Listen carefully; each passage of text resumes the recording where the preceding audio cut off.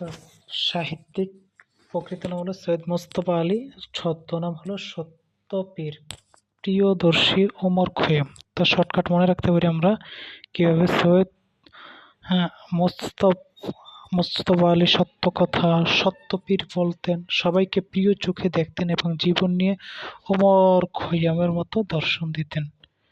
তারপর সুনীল গঙ্গোপাধ্যায় নীল লোহিত সনাতন পাঠক, মানে সুনীল শব্দের মাঝে নীল আছে, তিনি নীল লোহিত রঙের পাঞ্জাবি পরে সনাতন গল্প পাঠ করতেন। তা সুনীল গঙ্গোপাধ্যায় কি করতেন? নীল লোহিত রঙের পাঞ্জাবি পরে সনাতন গল্প পাঠ করতেন। সমরেশ এর গল্প এমন গভীর বেদনা থাকতো যেন তা কালকুট বিষের মতো। সমরেশের গল্পে এমন গভীর বেদনা থাকতো যেন তা কালকুট বিষের মতো। তার মানে সমরেশ মানে কি কালকুট। তারপর মোহিতলাল যেন সাহিত্যের একজন ওঝা, হ্যাঁ গুরু, বিশেষজ্ঞ, যিনি সত্যিই সুন্দর। তো এই জন্য তাকে কৃত্তিবাস ওঝা, মোহিতলাল মজুমদারকে কি বলা হয়? কৃত্তিবাস ওঝা, সত্য সুন্দর দাস। মোহিতলাল যেন সাহিত্যের একজন ওঝা, গুরু, বিশেষজ্ঞ, ওঝা, গুরু, বিশেষজ্ঞ, যিনি সত্যিই সুন্দর। তারপরে অচিন্ত কুমার সেনগুপ্ত, হ্যাঁ তার ছদ্মনাম ছিল নিহারিকা দেবী, তার উপাধি ছদ্মনাম ছিল কি নিহারিকা দেবী।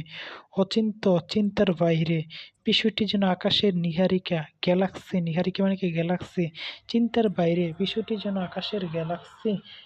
অচিন্ত কুমার সেনগুপ্ত চিন্তার বাইরে নিহারিকা গ্যালাক্সি নিয়ে, আকাশের নিহারিকা গ্যালাক্সি দেবী নিয়ে চিন্তা করতাম। আব্দুল মান্নান নিজের নামে একটি আশুক সৈয়দ লাগালেন, নিজের নামে একটা কি আশুক সৈয়দ লাগালেন। মান্নান সৈয়দ না, আব্দুল মান্নান সৈয়দ, তা আশুক আব্দুল মান্নান তার নিজের নামে একটা আশুক গাছ লাগাইলো। রুকনুজ্জামান তিনি ছোটদের কাছে দাদাই ছিলেন, তার মানে দাদা ভাই। আর সুভাষ মুখোপাধ্যায় পদাতিকের কবি, সুভাষ তার কবিতা ছিল পদাতিক, সৈনিকের মতো ধীর। তারপর হরিনাথ মজুমদার তারা কাঙ্গাল হরিনাথ, মানে হরিনাথ তিনি গরিবের মতো কাঙ্গাল বেশে থাকতেন আর কি, হরিনাথ দাদা কাঙ্গালের মতো থাকতেন। তারপর আসি হেমচন্দ্র চট্টোপাধ্যায়, বাংলার মিল্টন। হেমচন্দ্র তার মহাকাব্যিক রচনা শৈলীর জন্য তাকে বাংলার মিল্টন বলা হয়। বাংলার মিল্টন কাকে বলা হয়? হেমচন্দ্র চট্টোপাধ্যায়কে। সুফিয়া কামাল যিনি সাহস করে জননীর মতো নেতৃত্ব দিয়েছেন, এই জন্য জননী সাহসীকে উপাধি। সুকান্ত তিনি কিশোর বয়সে মারা যান, কিন্তু কবিতা লিখেছিলেন বহু, এজন্য তার নাম কিশোর কবি। তারপর ইসমাইল সিরাজি, তিনি যেন সবসময় স্বপ্ন নিয়েই বিভোর থাকতেন। ইসমাইল সিরাজি বেটা কি থাকতো সবসময়? হ্যাঁ স্বপ্ন নিয়ে বিভোর থাকতো, এই জন্য তাকে স্বপ্নাতুর কবি বলা হয়। ইসমাইল সিরাজি শুধু স্বপ্ন দেখতেন, ইসমাইলি স্বপ্ন দেখতেন, এই জন্য তাকে স্বপ্নাতুর কবি বলা হয়। হাসন রাজা, তার গানের মাঝে ছিল মর্মের কথা, কষ্টের কথা, এজন্য হাসন রাজাকে বলা হয় মর্মী কবি। জাহানারা তিনি শহীদ রুমির জননী ছিলেন, এই জন্য জাহানারা ইমামকে বলা হয় শহীদ জননী। সেলিন আল দিন, নাটকে তিনি ছিলেন যেন একজন আচার্য, নাটকে যেন তিনি ছিলেন একজন গুরু, নাট্যাচার্য।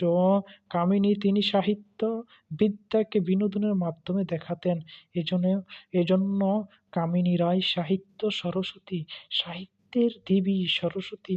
বিদ্যা বিনোদিনী আব্দুল কাদের ছান্দসিক কবি, আব্দুল কাদেরকে বলা হয় ছান্দসিক কবি, তিনি কবিতার ছন্দ নিয়ে খুব যত্নশীল ছিলেন।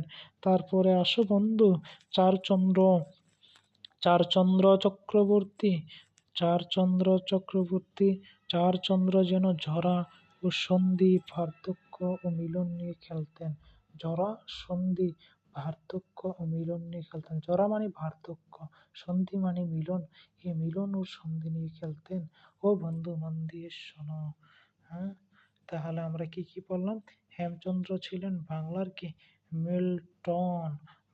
মিল্টন হেমচন্দ্র ছিলেন। ইসমাইল সিরাজি কি করতো? শুধু স্বপ্ন দেখতে, জন্য স্বপ্নাতুর কবি।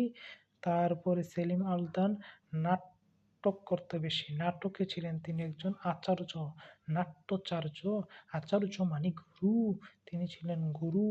তারপরে চারুচন্দ্র চক্রবর্তী, তার উপাধি হলো জরাসন্ধ। আব্দুল কাদের ছান্দসিক কবি, তার কবিতায় ছিল খুব ছন্দ, এই জন্য আব্দুল কাদেরের উপাধি হলো যে ছান্দসিক কবি।